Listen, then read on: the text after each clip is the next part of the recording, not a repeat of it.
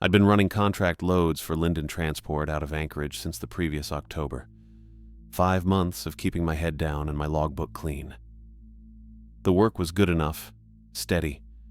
I hauled whatever they told me to haul, and most of the time that meant drilling equipment, prefab modules, pallets of groceries headed to camps up on the slope. Nothing exotic, the kind of freight that showed up on manifests exactly the way it looked in real life. That suited me fine. I'm not the kind of guy who goes looking for stories. I'd done enough driving in the lower 48 to know that the runs where everything matches the paperwork are the ones that let you sleep at night. Alaska paid better and the routes were longer, but the principle was the same. You show up on time, you strap it down right. You don't ask questions that aren't about weight or dimensions or delivery windows. You get paid. You move on. Linden didn't care much about my previous gigs as long as my CDL was current and I could handle winter roads. I appreciated that. They ran a tight dispatch operation out of a low prefab building off Old Seward Highway, all whiteboard schedules and coffee that tasted like it had been on the burner since morning even when you poured it at noon. Raven Knapp ran the board most days. She had a voice that came through the phone, flat and direct, no small talk, just origins and destinations and deadlines. I'd met her in person exactly twice. Both times she'd been wearing the same rectangular glasses and the same expression that said she had 12 other problems more urgent than me. I liked that too. Clean boundaries. Most of my February runs had been Anchorage to Fairbanks, Fairbanks to Prudhoe, back down empty or with a return load of pipe that needed inspection south. Routine stuff. Cold, but routine. I'd gotten used to the light coming back in thin slices, the highways empty except for other commercial traffic and the occasional tourist who'd miscalculated their vacation timing. The truck was a Freightliner Cascadia with a decent sleeper and heat that worked. I kept the cab the way I kept my logbook. No clutter, no distractions. So when Raven called me on the 23rd and pulled me off the schedule I'd been running for 3 weeks, I noticed. "I've got a rush pickup," she said, no greeting. "Headed north to Deadhorse, then back south to Gakona. You available?" I was parked outside a diner in Wasilla, finishing a mediocre burger and going over my fuel receipts. When? Tomorrow morning. Early. How early? 5. You'll stage out of the yard here, head up the Dalton. Load's waiting at a ConocoPhillips facility outside Prudhoe. You pick it up, turn around, and bring it down to a site near Gakona. I did the math in my head. Anchorage to Deadhorse was something like 800 miles if you went straight up, most of it on the haul road. Rough in winter even when conditions were good. Then back down and east toward Gakona, which sat inland past the Matanuska Valley. That was another full day of driving, maybe more, depending on weather. That's a long turnaround for a rush. What's the freight? Equipment, single pallet, secured load, details at pickup. That was vague. But vague wasn't unusual in this line of work, especially when the client was oil and gas. They didn't like specifics floating around. Weight? Under 1,000 pounds. It'll ride easy. Pay? She paused half a second. 6,500 flat, half up front, half on delivery confirmation. I stopped chewing. 6,500 for a 2-day run was nearly double my normal rate. Maybe more. I wiped my mouth with a paper napkin and set down what was left of the burger. That's high. It's a priority load. For who? Client's private. You want it or not? I wanted it. That kind of money would cover my rent for 2 months and then some. But the fact that she wasn't naming the client and wasn't explaining why the timeline mattered made my gut pull a little. Not hard, just enough to notice. What's the delivery window? Pick up tomorrow, delivery by the 26th, end of day. 3 days. Tight, but doable if the road stayed clear and I didn't hit a closure on the Dalton. I'd done worse. Hazmat? No. Oversize? No. Standard freight. You'll have documentation at the yard.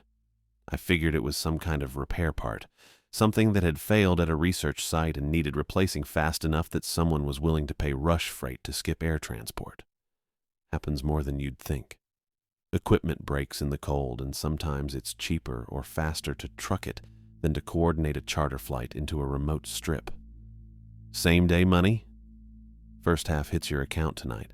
Second half within 6 hours of confirmed delivery.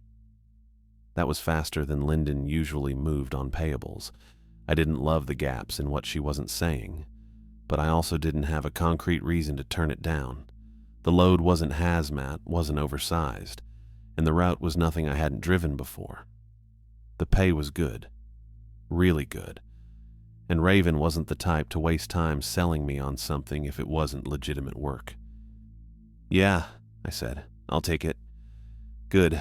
Stage at the yard by 0500. I'll have the paperwork ready." She hung up before I could ask anything else. I sat there for a minute looking at my phone.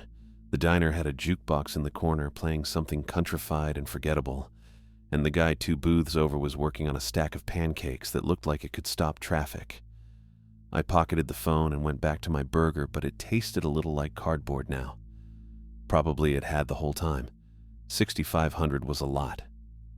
But I'd learned a long time ago that asking too many questions when the money was good mostly just got you pulled off the job and replaced with someone who'd keep their mouth shut. If the load was legitimate, and I had no reason to think it wasn't, then the pay was just a reflection of urgency and inconvenience. Rush fees, winter surcharge, remote delivery. It added up. I finished eating and drove back to my apartment in East Anchorage. 1 bedroom, decent heat, a parking spot that fit the truck. I kept my go bag packed and my cold weather gear staged by the door, so prep didn't take long. I set an alarm for 3:30 and went to bed. Didn't sleep great. That's normal before a long haul. My brain likes to run through checklists and contingencies when it should be shutting down.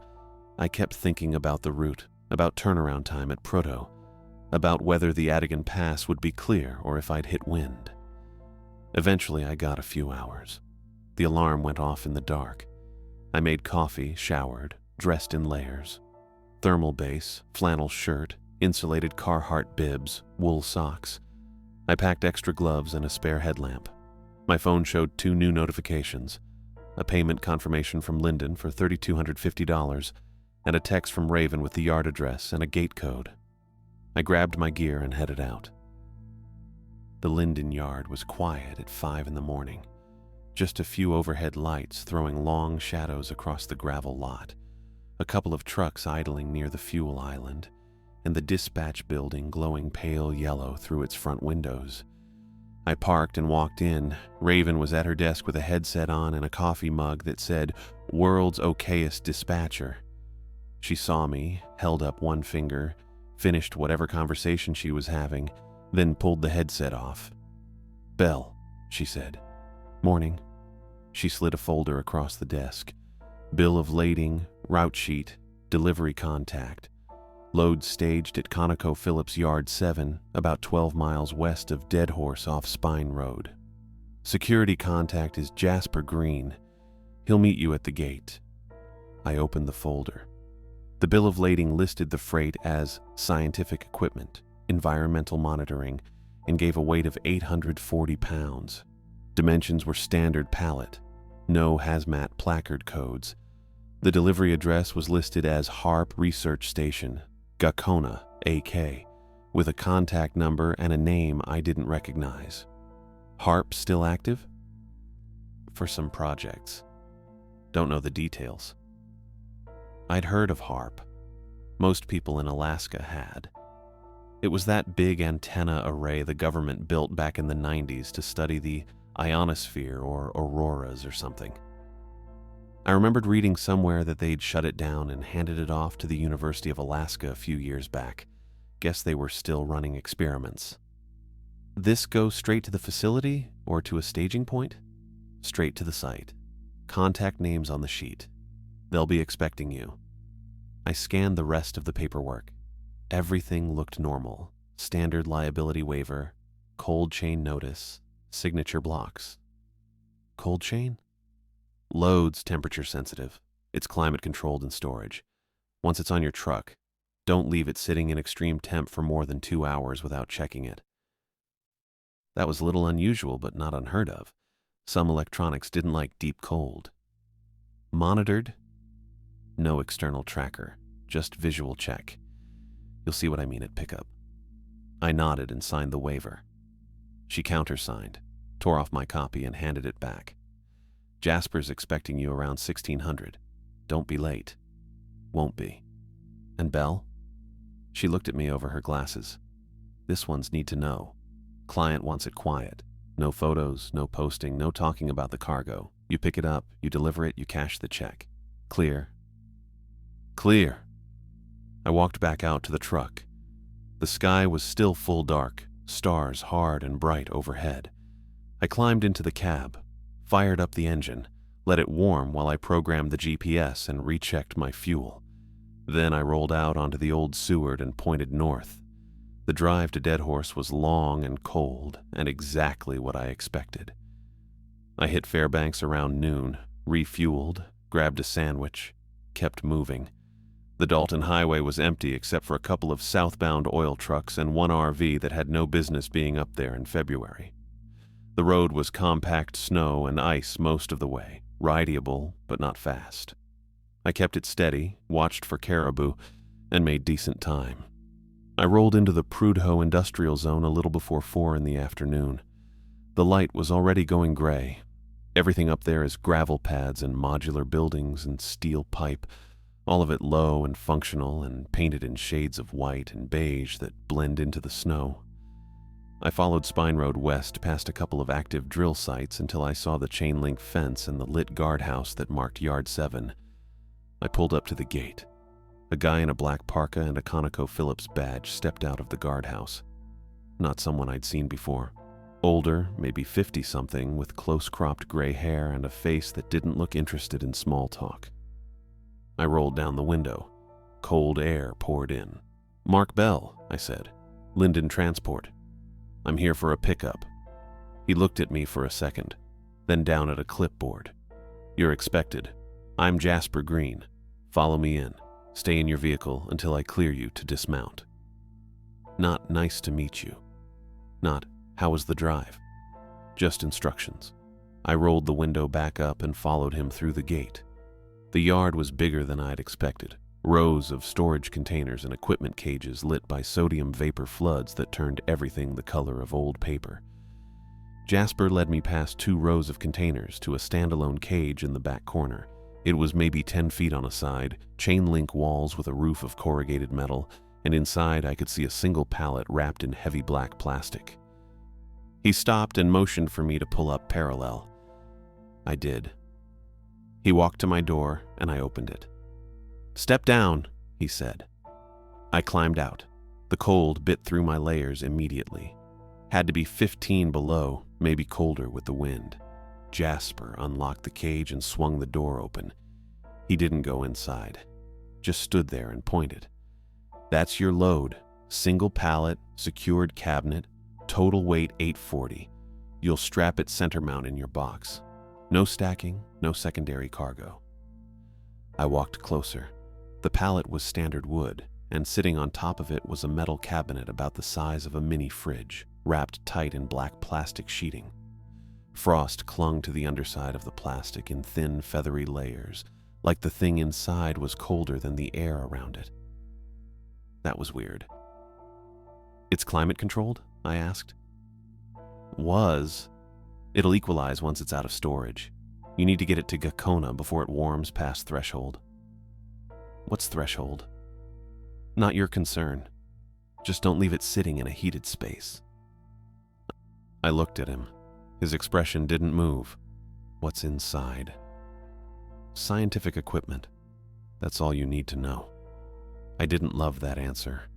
But the load was small, the pallet looked stable, and I'd signed the waiver already. I walked around it once. No leaks, no damage I could see. The plastic was taped down tight with heavy industrial strapping tape. How do I check it if something seems off? You don't. You deliver it sealed.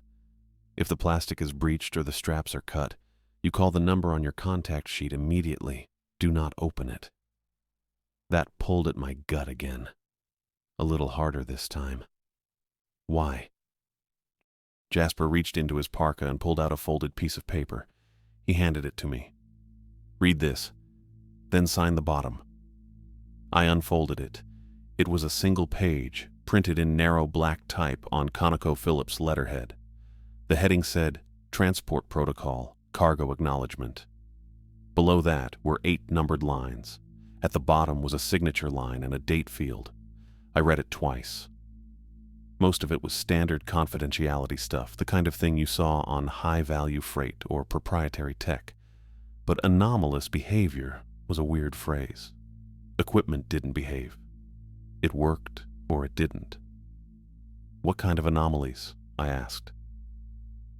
"Unlikely you'll see any. If you do, you'll know." "That's not an answer." Jasper's pale blue eyes stayed flat. "Sign it or don't. If you don't, I'll call Linden and they'll send someone else. You'll still get half your fee for the drive up here. Your choice." I stood there in the cold, holding the paper. $6,500, half of it already in my account. The load wasn't hazmat, wasn't oversized, wasn't illegal as far as I could tell. It was just weird, and weird wasn't the same as dangerous. Probably. I pulled a pen from my pocket and signed the bottom of the page. Jasper took it back, folded it, and tucked it into his parka. "Good," he said. "Back your truck up. I'll get the forklift." I climbed back into the cab and repositioned the Freightliner so the rear doors lined up with the cage. Jasper came back a minute later driving a propane lift. He maneuvered the forks under the pallet, raised it smooth, and loaded it into my trailer without a word. I watched from the side mirror. The pallet slid in clean, centered just like he'd said. The frost on the plastic glittered under the floodlights. Jasper climbed down from the lift and walked to the back of my trailer. I met him there. He pointed at the tie-down points. 4 straps minimum, crossed pattern. Check them every 2 hours. Got it. He stepped back. I secured the straps, pulled them tight, checked the tension twice. The load didn't shift. When I was done, I closed the rear doors and locked them. Jasper handed me a small plastic card, the kind you'd use for a hotel key. "Gate pass. Gets you out of the yard. Leave it in the drop box at the guardhouse." I took it. "Anything else?" "Drive safe." He walked back toward the guardhouse without waiting for a reply. I stood there for a second in the cold, looking at the back of my trailer. Then I climbed into the cab, fired up the engine, and rolled toward the exit. I dropped the gate pass in the box and pulled out onto Spine Road. The rules were still folded in my wallet. I could feel them there, a small, stiff rectangle pressing against my thigh. I turned south and started driving. I left Yard 7 around 4:30 with a full tank and 2 large coffees from the guardhouse vending machine, the kind that taste burnt no matter when they were brewed. I dropped the gate pass in the box and pulled south onto Spine Road, watching the facility lights shrink in my mirrors. The rules were just overcautious security measures. That's what I told myself. Companies did this kind of thing all the time when they had proprietary tech or research equipment they didn't want copied or stolen. The confidentiality clause made sense. The no photos thing made sense. Even the bit about anomalous behavior probably just meant if the thing started leaking or smoking or whatever, call someone before it became a hazmat situation. I'd signed stricter NDAs for pharmaceutical runs. That's what I kept thinking as I merged onto the Dalton and pointed south toward Coldfoot. The sky was already going purple at the edges. Sunset came early this far north in February. I had maybe another 20 minutes of decent light, then it'd be full dark until morning. I cracked the first coffee, still hot enough to burn my tongue a little. The highway stretched out clean and empty ahead. No other headlights, no trucks coming north yet. Just me and about 400 miles of frozen nothing between here and Fairbanks. I tried to settle into it. The rhythm of the road, I mean. That's what long haul is mostly. Finding the groove where your body stops fighting the seat and the engine noise turns into white noise and the hours start clicking past without you really noticing them. I'd done this route enough times that I knew the landmarks by heart. The pipeline crossings, the creek bridges, the little turnouts where you could pull off if you needed to chain up or check your load. 2 hours down. Check the straps at the next pipeline overhead, maybe stretch my legs. The cargo protocol said every 2 hours, so that's what I'd do. The coffee was helping. I wasn't tired yet, but I wanted to stay ahead of it. I had the heat running steady and the CB on low, just static and the occasional pop of interference. Nobody else out here tonight, apparently. That was fine. I didn't need the company. I passed the first pipeline crossing around 6:15. Didn't stop. The straps would be fine for another hour, and I wanted to put more distance between me and Prudhoe before I pulled over anywhere. Don't know why. Just felt better to keep moving. The second crossing came up around 6:45. The pipeline ran overhead in this section. Big silver tube held up by those massive A-frame supports they use in permafrost zones. I slowed down a little coming under it. The road curved just past the supports, and there was always a chance of black ice in the shade. That's when I heard it. Tapping. Metal on metal. Steady, deliberate, coming from the trailer. I eased off the throttle and listened. Tap, tap, tap. 3 beats. Pause. 3 beats again. It didn't sound like cargo shifting. Cargo shifts when you brake or turn or hit a bump. This was rhythmic, consistent. It kept going even when the road was straight and smooth. I checked my mirrors. Nothing but darkness behind me and the faint glow of my running lights on the pavement. Tap, tap, tap. I told myself it was the cage, metal pallet, temperature dropping outside. Things contract in the cold, joints settle. It was probably just the frame adjusting as the temperature equalized. Jasper said it would do that. The cargo had been climate-controlled in storage. Now it was sitting in a trailer at 15 below. Of course it was going to make noise. That made sense. I kept driving. The tapping continued for maybe another 10 minutes. Then it stopped. I didn't realize how tight my shoulders were until they weren't anymore. The CB had been quiet all night. Just the low hiss of static and the occasional click when I hit a spot with some atmospheric interference. I wasn't expecting anything else. Most drivers didn't run this stretch at night unless they had a reason, and the ones who did usually kept to themselves. So when it crackled to life around 7:30, I actually flinched. The voice came through clear. Too clear, no distortion, no breakup. It sounded close, right behind me, close. "Maddie," the voice said. "Maddie, sweetheart, I need you to pull over." My hands locked on the wheel. Nobody had called me that in 20 years. Not since I was a kid. Not since my mother was alive. "I'm so cold, Maddie. Please pull over. Just for a minute." It was her voice. Same cadence. Same soft drawl she had when she was trying to coax me into something. The way she used to say my name when I was scared of the dark or didn't want to go to school. I recognized it immediately. My foot started lifting off the throttle. Then I caught myself. I reached for the folder on the passenger seat, flipped it open with one hand. The route sheet was on top, but underneath it was the page Raven had printed for me back at the yard. The one with the bullet points. Do not respond to CB communication unless you initiate contact and verify the other party. I stared at the line. My hand was shaking. "Maddie, please, it's so cold." I turned the CB off. The cab went silent except for the engine and the road noise and my own breathing, which sounded too loud in my ears. 10 minutes. The protocol said to shut off communication for at least 10 minutes if anything anomalous occurred. I kept my eyes on the road, both hands on the wheel. The center line kept drifting left in my peripheral vision, and I had to correct twice before I realized I was the one drifting, not the road. The rumble strip growled under my right tires. I jerked the wheel left, overcorrected. The truck swayed.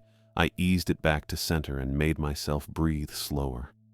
My mother had been dead for 18 years, heart attack in a Denny's parking lot in Sacramento. I got the call from my aunt while I was working a construction job in Reno. Didn't make it back in time for the service. That voice wasn't her. Couldn't be. I checked the clock on the dash. 7:33. I needed to keep the radio off until 7:43. The road stretched out straight and black ahead of me. My high beams caught the reflectors on the shoulder markers and nothing else. No other trucks, no buildings, no lights, except mine. I focused on keeping the truck centered, on watching the white line, on counting the pipeline supports as I passed them. 4 minutes.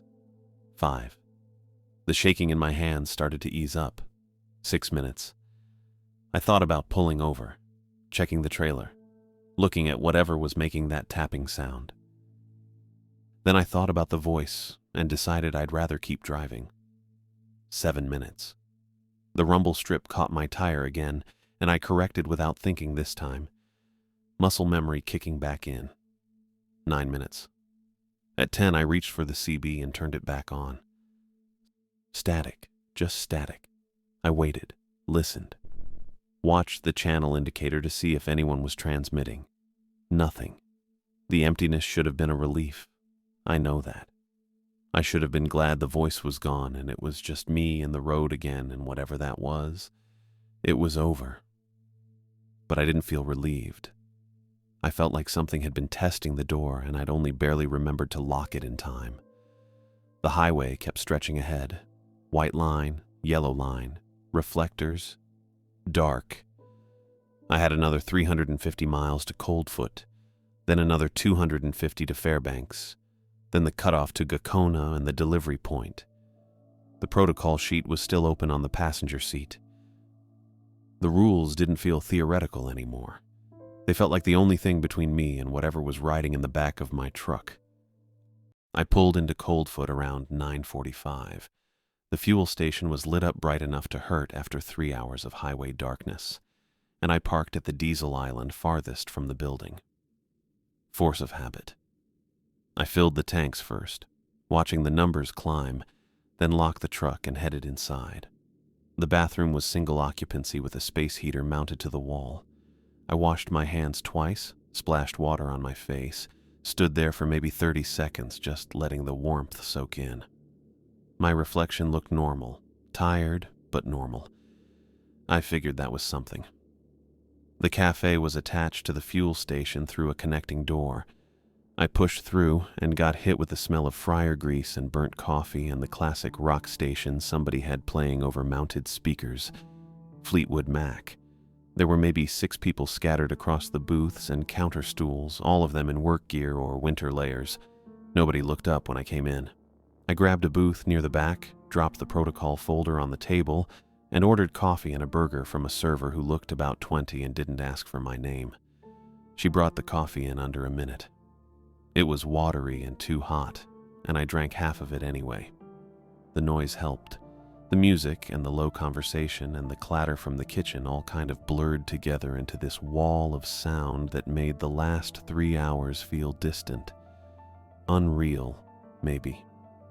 I could almost convince myself the tapping had been road vibration and the voice had been some CB prankster with a frequency scanner and a sick sense of humor. People did that kind of thing. Not common, but not impossible. I was halfway through the burger when I noticed the trooper. He was sitting at the counter about 15 feet away, angled so he could see most of the room. Alaska State Trooper uniform, duty belt, winter hat set on the stool beside him. He was nursing a cup of coffee and watching me. Not staring, just watching. The kind of look cops give when they're deciding whether something's worth their time. I kept eating, didn't make eye contact, didn't look away, just kept my pace steady and worked on the fries. He stood up maybe 2 minutes later and walked over. "Evening," he said. "Evening." He nodded at the empty bench across from me. "Mind if I sit?" I gestured at the seat. He sat down, set his coffee on the table, folded his hands in front of him. Up close, I could see his nameplate. Parsons.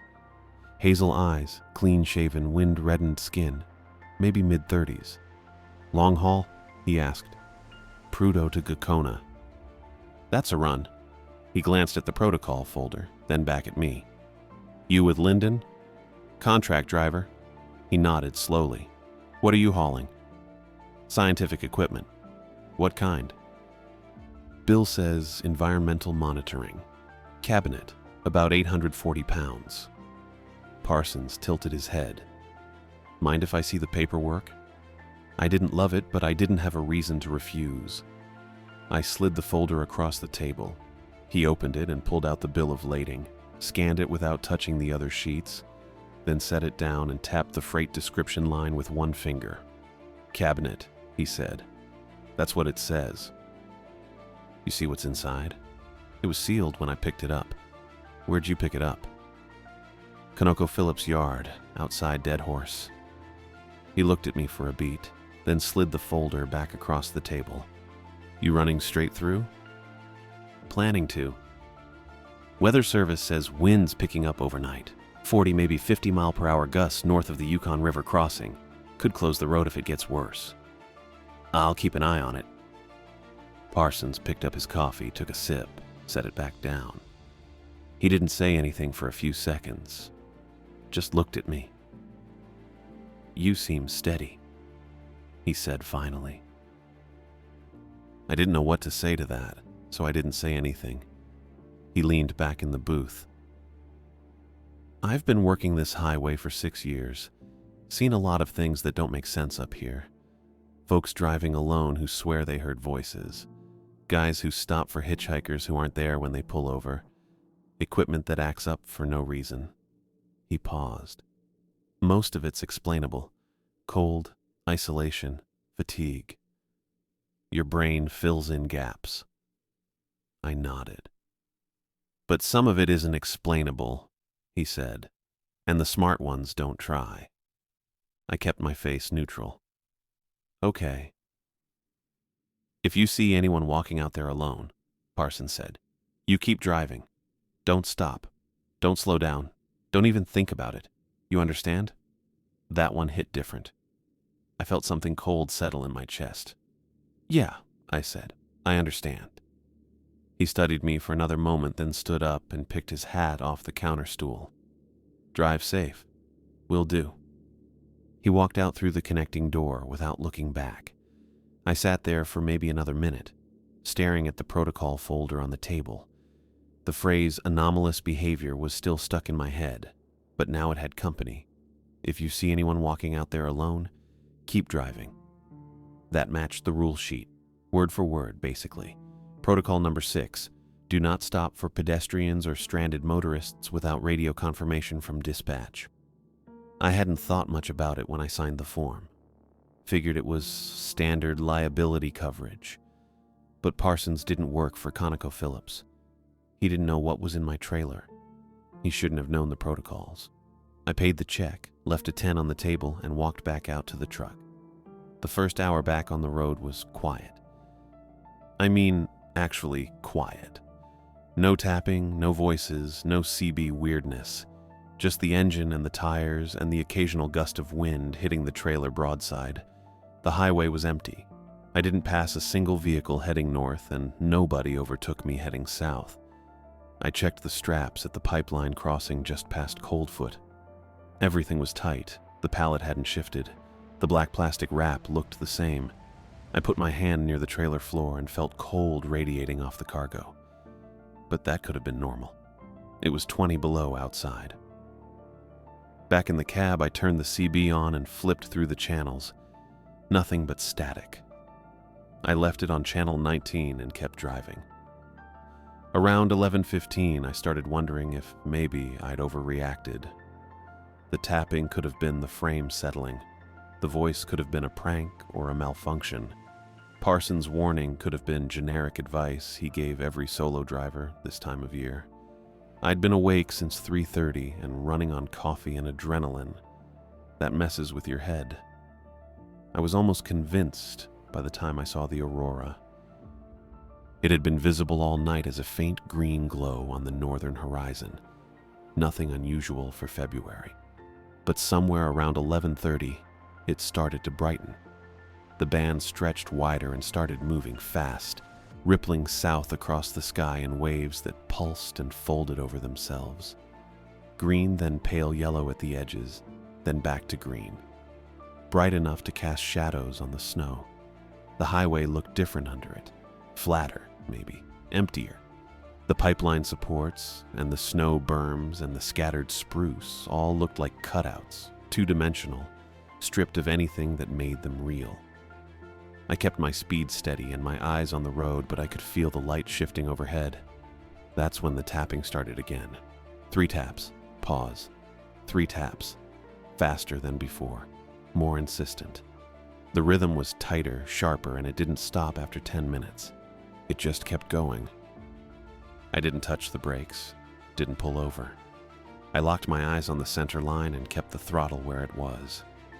The aurora rippled overhead and the tapping kept going, and I pushed south through the empty corridor of highway with my hands tight on the wheel. Parsons had been right. The smart ones don't try to explain it. I knew the next test was coming soon. The figure appeared maybe 200 yards ahead on the right shoulder, just standing there, back to the road. I eased off the throttle without thinking. That's reflex. You see someone stranded in February at midnight on the Dalton. You start the process of stopping even if your brain hasn't caught up yet. Then I remembered Parsons. I pressed down harder. The engine noise climbed. The figure turned. That's when I saw it. The parka looked fine. Dark blue, maybe black. Hood up, cinched tight the way you do it when the wind's bad. Normal stance, normal height. But the face, it was pale, flat, wrong. Not like someone sick or frozen, like skin pulled tight over something that wasn't bone, something rigid. The features were there, eyes, nose, mouth, but they didn't sit right, didn't move. The whole face looked painted on a mask that was trying too hard to look human. The figure lifted its arm, slow, deliberate, pointed straight at my trailer. I didn't brake, didn't slow.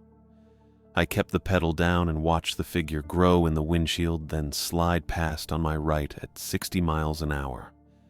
I looked at the side mirror. The figure was still there, same size, same distance. I was doing 60 and it wasn't getting smaller. It just stood there on the shoulder, arm still raised, keeping pace without moving its legs, without walking, without anything. I counted to 5, checked again, gone. Just empty road and snow berms lit green by the aurora. I kept my hands locked on the wheel, kept my speed steady. My chest felt tight, but I made myself breathe normal. In through the nose, out through the mouth. That's what they tell you. A mile later, I saw the second one. Same spot, right shoulder. Facing the road this time. Arm already raised. Pointing. I didn't slow, didn't touch the brake. I drove past and it did the same thing. Stayed the same size in the mirror for way too long, then blinked out. Third one came maybe half a mile after that. Then a fourth. They were spaced like mile markers. Like someone planted them there on purpose. Each one standing motionless in the cold, arm up, finger extended toward my load. I stopped checking the mirrors. The tapping started again. Different this time. 3 quick hits. Sharp, metal on metal. Pause. 3 quick hits. Pause. Same rhythm. Over and over. Steady and deliberate. Not random. Not thermal shift or vibration from the road. Intent. That's the word that came to me. The tapping had intent behind it. I kept driving. The aurora pulsed overhead in wide bands that stretched all the way across the sky now, rippling south in waves that made the snow look alive. The tapping kept going. 3 hits, pause, 3 hits, pause. It didn't stop, didn't slow, just kept repeating. Then I felt it, the urge. I should stop and check the chains. That thought dropped into my head, fully formed, calm, reasonable. Practical. The straps might have loosened. The pallet could have shifted. I'd been driving for hours. It made sense to pull over, just for a minute, just to be safe. I actually started easing off the throttle. Then I caught myself. That wasn't my thought. I mean, it was in my head. Yeah. But it didn't come from me. It felt planted, dropped in from somewhere else.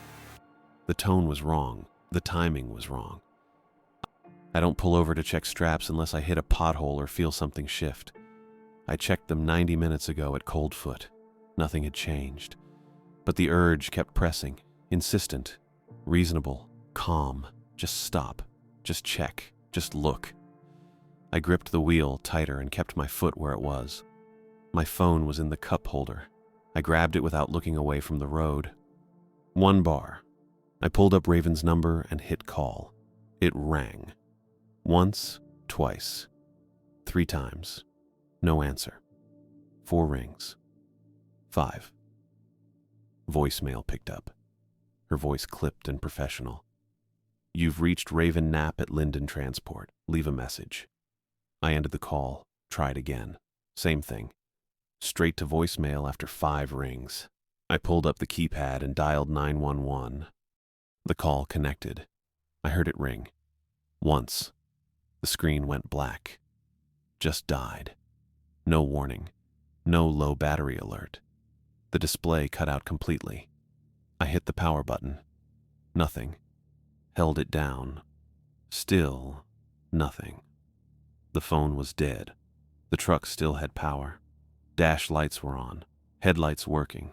Engine running smooth. But my phone was a black brick in my hand. I tossed it back in the cup holder. The dashboard clock blinked. I glanced at it. 11:47. It blinked again. 12:32. I stared.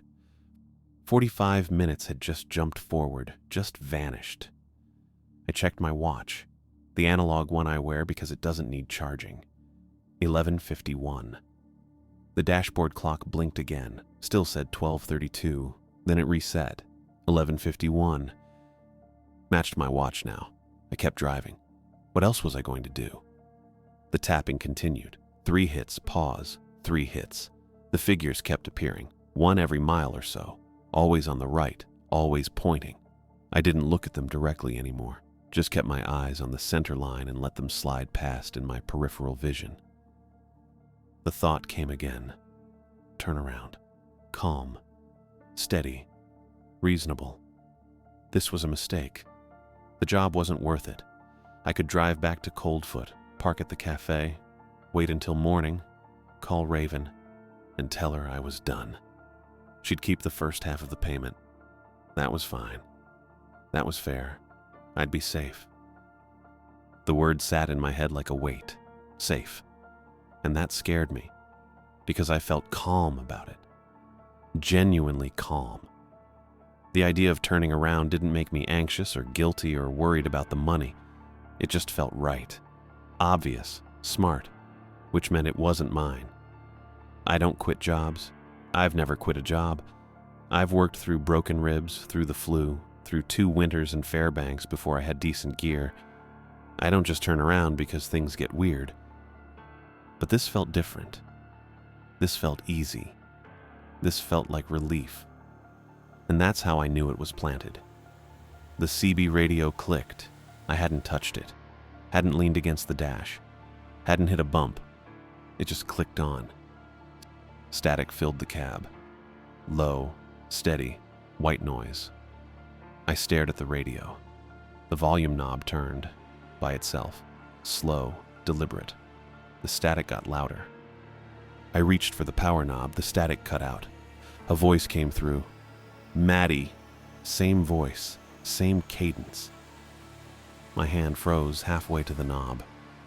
Maddie, pull over. I'm cold. I didn't move. Didn't breathe. The aurora rippled overhead. The tapping continued from the trailer. 3 hits, pause, 3 hits. The voice waited. The AM/FM radio clicked on. I didn't touch it. Hadn't touched it since I got in the truck at Yard 7. The CB was already running static, and that voice kept calling me Maddie. And now the FM decided to join in. It didn't fade in or warm up, just clicked on at full volume. A man's voice came through. Calm. Professional. The kind of voice you'd hear on public radio doing weather updates or traffic advisories. Attention northbound traffic on the Richardson Highway. Road closure in effect at milepost 227 due to avalanche hazard. All vehicles are advised to take the eastern bypass via Old Valdez Trail. Repeat, road closure at milepost 227. Detour via Old Valdez Trail. I wasn't on the Richardson yet. Still had another hour before I hit the junction south of Delta, and I knew the highways up here pretty well after 3 months of running loads. There was no eastern bypass. Old Valdez Trail was a historic route that hadn't been maintained in decades. You couldn't drive it in February.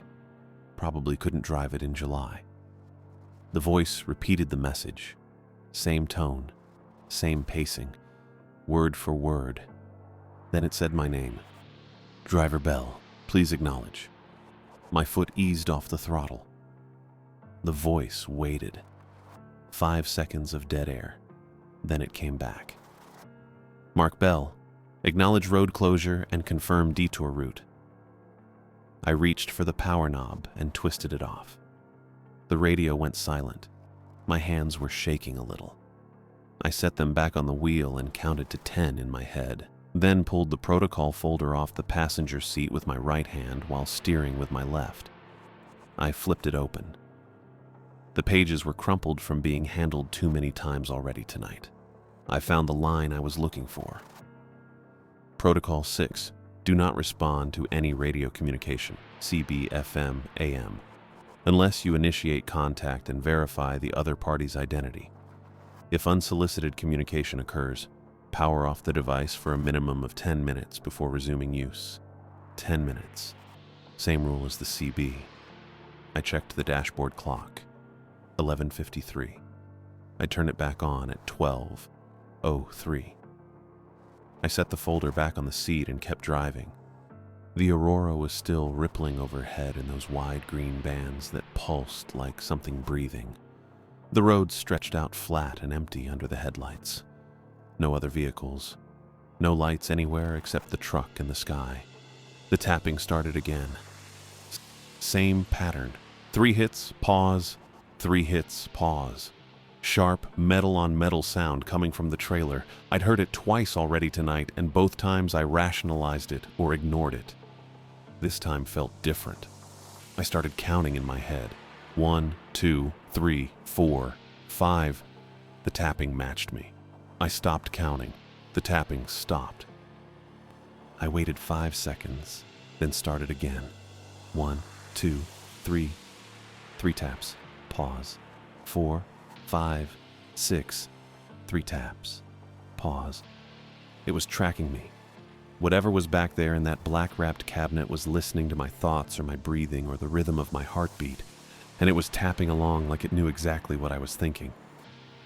I stopped counting and gripped the wheel tighter. The tapping continued. Same rhythm. 3 hits, pause, 3 hits, pause. Steady and deliberate and wrong. I kept my eyes on the road and didn't let myself think about it. 10 minutes. I just had to drive for 10 minutes and then I could turn the radio back on and it would be static or nothing or some actual station playing classic rock at midnight. The counting thing was a coincidence. Road vibration. Cargo settling. Thermal contraction. I'd signed a protocol sheet that mentioned anomalous behavior, but that didn't mean the thing could read my mind. I checked the clock.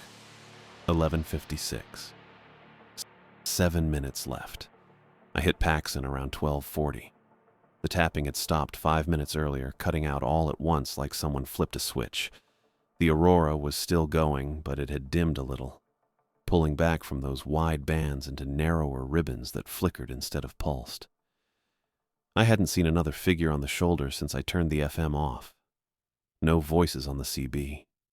No new thoughts planted in my head telling me to stop or turn around. Just road and darkness and the hum of the engine. Paxson wasn't much.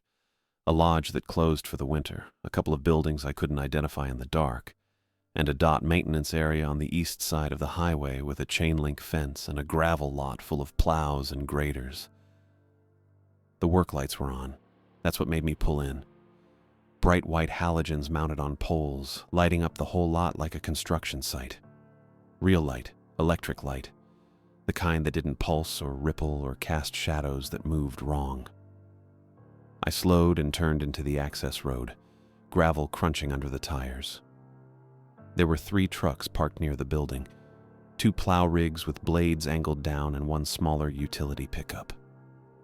All of them looked normal, dirty and road salted and real.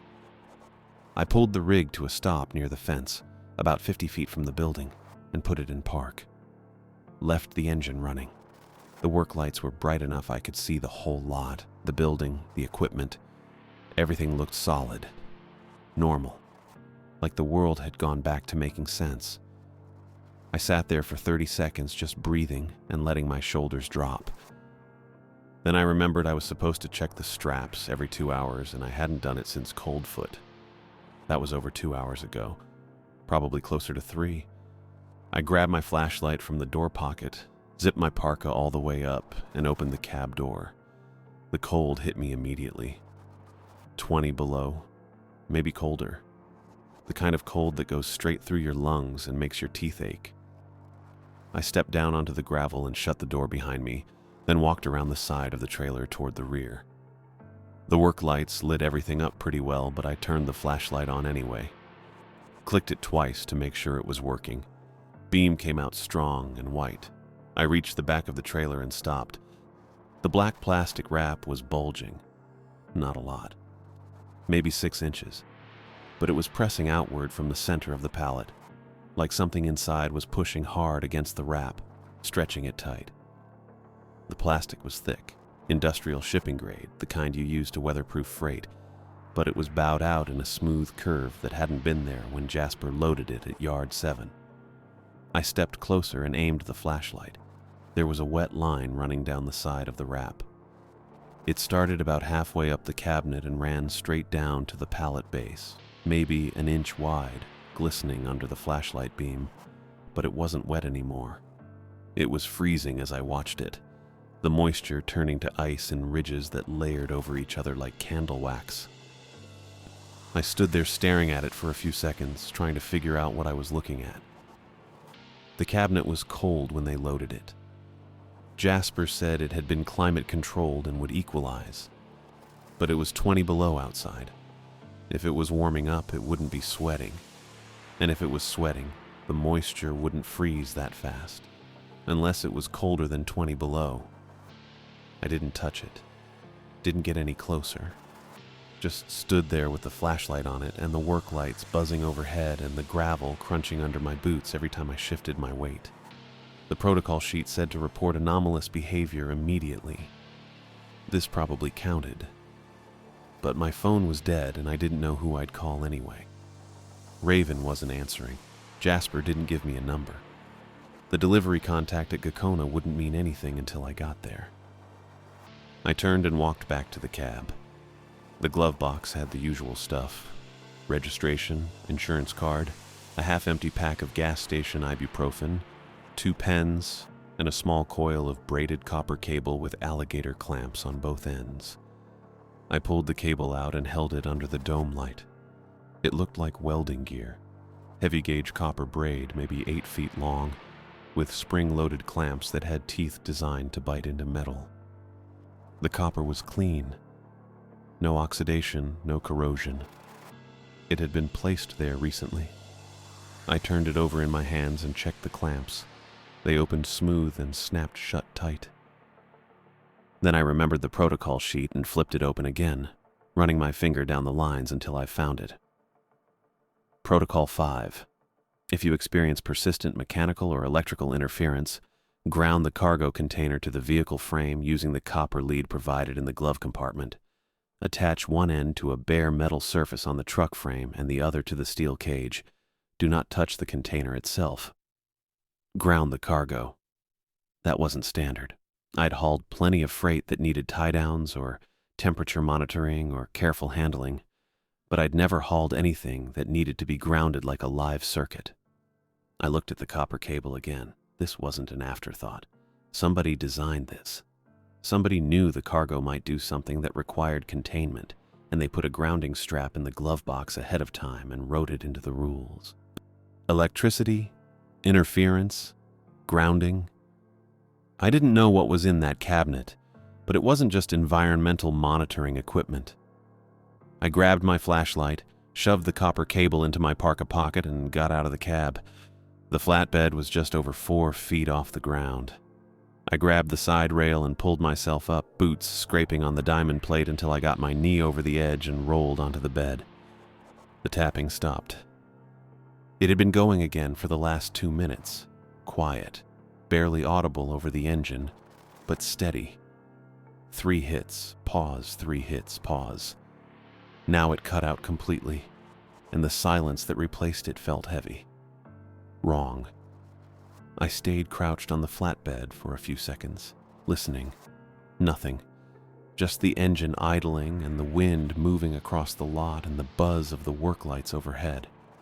I stood up slowly and walked toward the pallet. The black plastic wrap was still bulging in the center. The frozen wet line was still there, ridged and layered. I didn't get close enough to touch it. I pulled the copper cable out of my pocket and uncoiled it, letting it hang loose in my hands. One end in my left hand, one end in my right. 8 feet between them. I turned toward the front of the flatbed and crouched down near the frame rail. The bed was aluminum, but the frame underneath was steel. I aimed my flashlight at the joint where the bed bolted to the frame and found a bare spot where the paint had worn off. Clean metal. Good contact point. I opened the alligator clamp and positioned it over the bare spot, then let it snap shut. The teeth bit into the steel and held tight. I gave it a tug. Didn't move. One end grounded. I turned back toward the pallet, letting the cable spool out behind me as I walked. The cage was steel, painted black, with horizontal bars spaced about 6 inches apart. I aimed the flashlight at the bars and stepped closer. There was frost on the metal, not everywhere, just certain spots. Small patches of white buildup clustered near the center of the cage, mostly on the bars closest to the cabinet. The pattern didn't look random. It looked like contact marks, like something inside had been pressing against the bars over and over in the same places. I heard footsteps on gravel. I turned and saw a guy walking toward the truck from the direction of the building. He was wearing doe-tee coveralls and a reflective parka, hands shoved in his pockets, knit cap pulled low. Maybe 30 years old. Narrow face, tired eyes, blonde hair sticking out under the cap.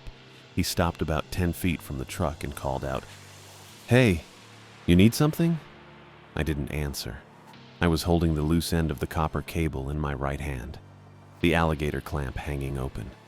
The cabinet was 3 feet in front of me. The guy was 10 feet to my left. He took a step closer. "You okay?"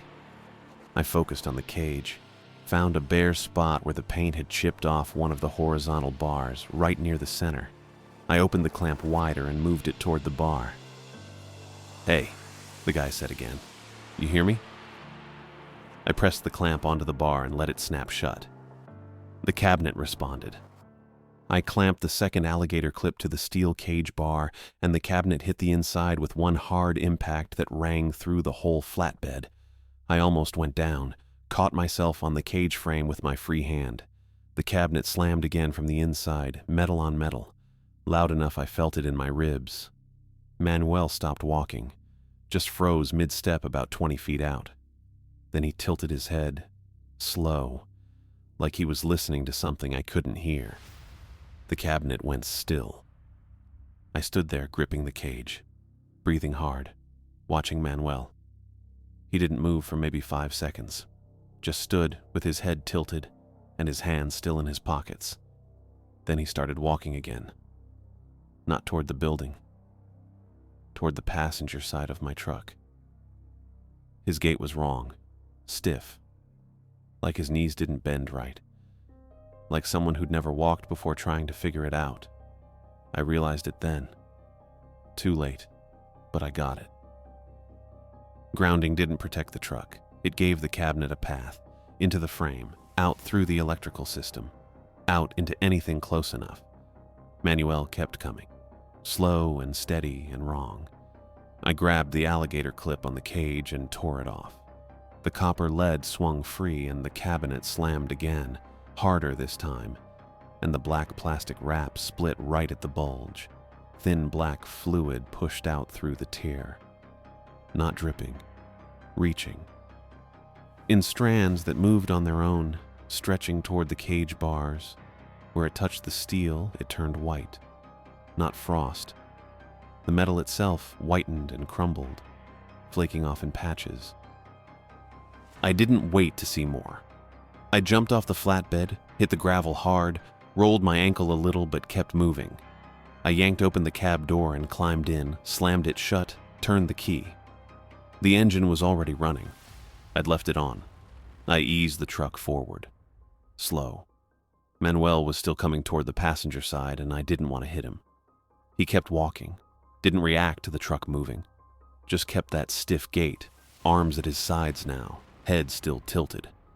I gave it a little more gas and swung wide to avoid him. He turned, followed the truck for 3 steps, 4 steps. Then his legs went out from under him and he collapsed onto the gravel. I checked the side mirror. Manuel's body was sinking, not settling, sinking into the gravel like the ground was water. A dark stain spread outward from where he'd fallen, wider than it should have been, moving in a way that looked deliberate, like something alive feeling its way across the lot. I didn't stop. Didn't slow down, just kept rolling through the access road back onto the highway and punched the throttle. The tapping started again from the trailer. Same 3-hit pattern. Faster now. I didn't look back. By Glen Allen, the sky was starting to lift. Not full morning yet, but that pale gray that comes before dawn in February. Enough light to see the road without headlights. I'd been driving for maybe an hour, maybe more. The clock on the dash kept jumping. 12:15, then 11:58, then 1:03, so I stopped checking it. The tapping had gone quiet around 20 minutes back. Just stopped mid-pattern and didn't start again. I turned onto the Richardson Highway heading south toward Gacona. The road was empty, no other vehicles, no lights except mine. Then I saw it, faint red pulsing on the horizon, like arcs, intermittent, flickering on and off in irregular rhythm. I knew what it was, or I knew where it was coming from. The HARP site was maybe 10 miles ahead. I kept driving. The gate was open when I got there, just wide open, no barrier arm, no guard in the shack. The small building next to the entrance had its door hanging half off the hinges and the windows were dark. Beyond the gate I could see the towers, 180 of them I'd heard once. Tall aluminum masts in a grid stretching back into the snow. Blue-white glow rolled between them. Not light exactly, more like visible force.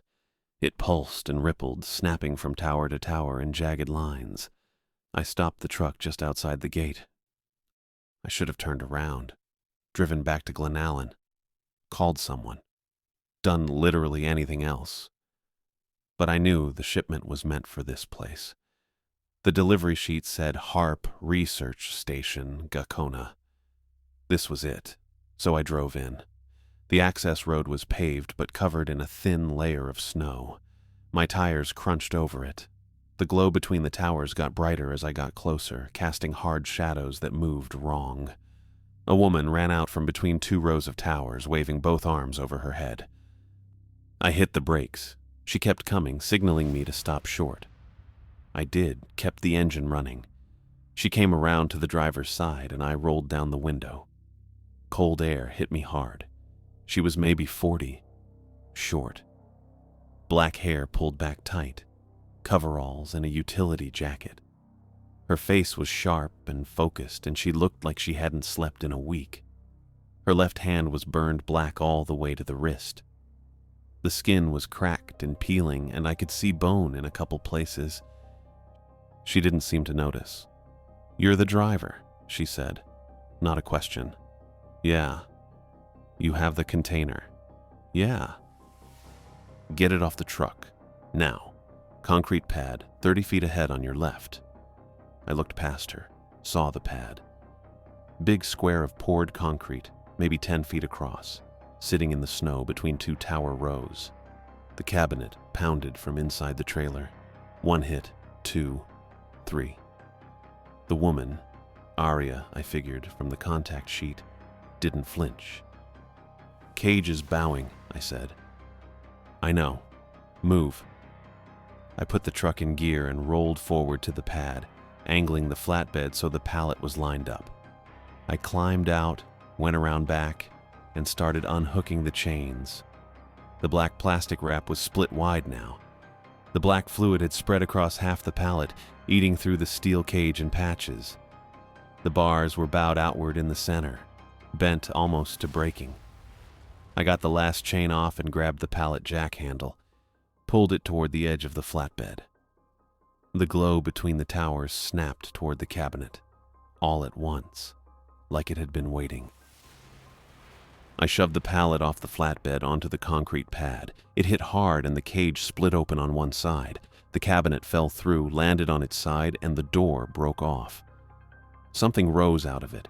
I can't describe what it was. My eyes wouldn't hold it.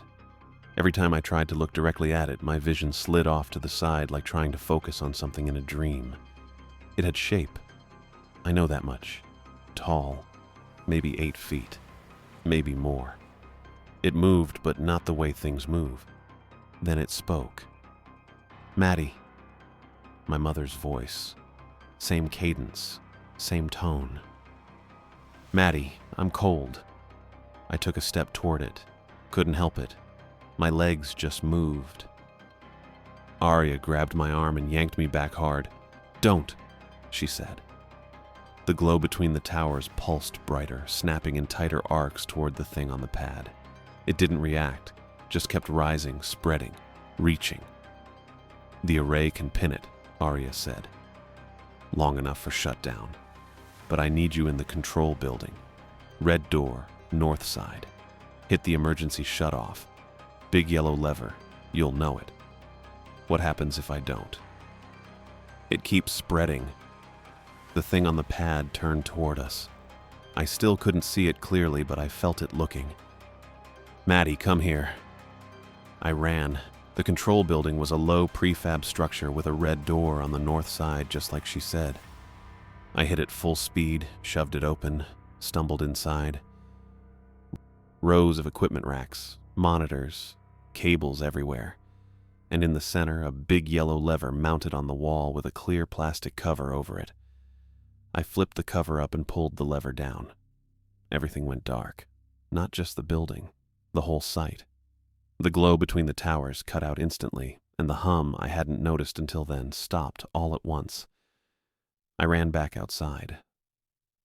The thing was still on the pad, but it was collapsing, folding in on itself.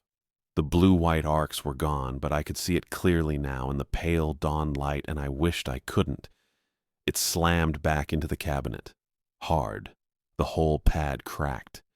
Then the towers started failing. Not falling. Failing. Like something was eating them from the base up. The aluminum went dark, then buckled, then collapsed in sections. Black fluid streaked across the snow toward the tower bases. Same stuff from the cabinet, moving fast. I didn't wait to see what it did when it got there. I sprinted back to the truck, climbed in, slammed the door, and punched the throttle. The tires spun in the snow, caught, and I fishtailed through the gate onto the access road. Behind me, the towers were crashing, one after another in a chain reaction. The sound was enormous.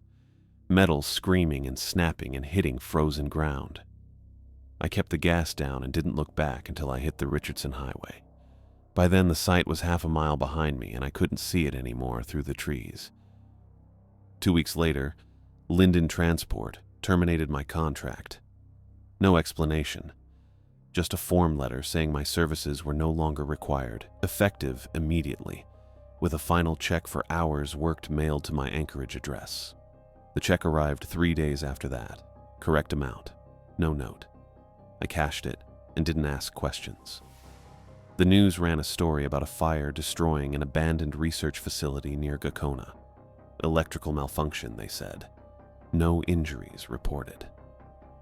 The site had been decommissioned years ago, and the fire was contained to the property. I saw it on the TV at a bar in Wasilla. Watched the whole segment. They showed aerial footage of the tower field. Every mast down. Black scorch marks across the snow in lines that didn't look random. A dot bulletin went out a week later listing Manuel Peters as missing. Last seen at the Paxson maintenance area on February 25th. Anyone with information should contact Alaska State Troopers. I didn't contact anyone. I kept the rules page. It's in my wallet now, folded twice. The paper's starting to wear at the creases, but I can still read it. Protocol sheet. 8 numbered items, printed on ConocoPhillips letterhead. It was the only accurate briefing I ever got for that job. I don't drive contract anymore. Took a warehouse position in Anchorage. Steady hours, no overnight runs. But I still follow the protocols. Every quiet radio channel is a reason to turn it off for 10 minutes. Every lone pedestrian on an Alaskan road is a reason to keep driving. I don't stop. I don't slow down. I don't look twice. That's it. That's the rule.